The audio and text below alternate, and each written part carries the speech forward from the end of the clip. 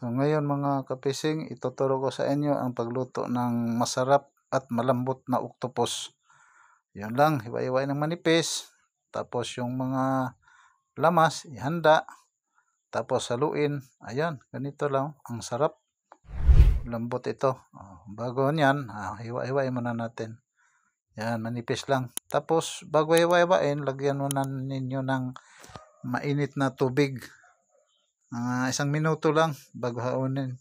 Tapos yung paghiwa, ganito, manipis lang. Yan.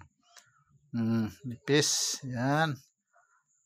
Parang mag-absorb yung yung mga lamas niya. Manipis lang. Yun, ganito. Okay. So, magtiyaga lang muna ha. Ayun, manipis lang. Kasi pag makapal kasi yung paghiwa mo, nako, lumalaban yan. Parang guma. Ayun, manipis lang. Ito, yun tuturo ko sa inyo.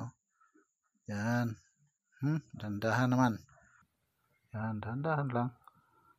Makakain din tayo nyo to. Okay, mga kapising. Tingnan na ninyo, no? Tingnan ninyo mabuti. Parang matuto kayo pagluto ng kugit or octopus na malambot.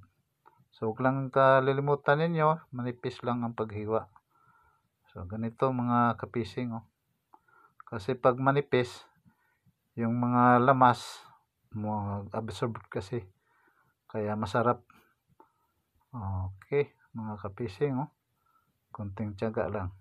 Pagkatapos nito, okay, handa natin yung kawali. Lagyan natin ng mantika. Ayun. Pagkatapos, handa yung mga lamas. Yun, dahon ng paminta, buto ng paminta, dikdikin lang. Tapos, ihalo sa kugit or octopus. Yan. Yan, Tapos ngayon, ihalo. Lagyan natin ng toyo. Yan. Ano yung toyo? Okay, mga kapising. Lagyan pa natin konti. Dagdagan natin konti. Okay. Yan, sarap. Hindi pa natin luto. Sarap na. Lagyan natin ng magic sarap konti. Yun. Sarap na ito.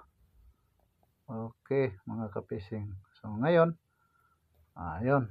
Ilagay na natin yung bawang. Saka sibuyas. So, haluin lang, no? Yan sa kawali.